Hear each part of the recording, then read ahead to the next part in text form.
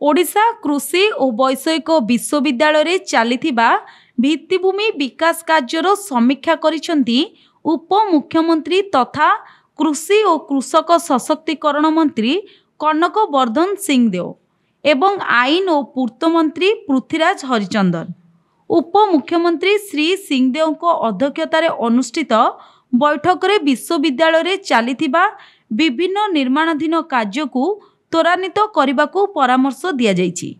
सूचना अनुजाई ओयूएटी नुआ रूपरेख देई एक विश्वस्तरीय विश्वविद्यालय परिणत कराजिबो।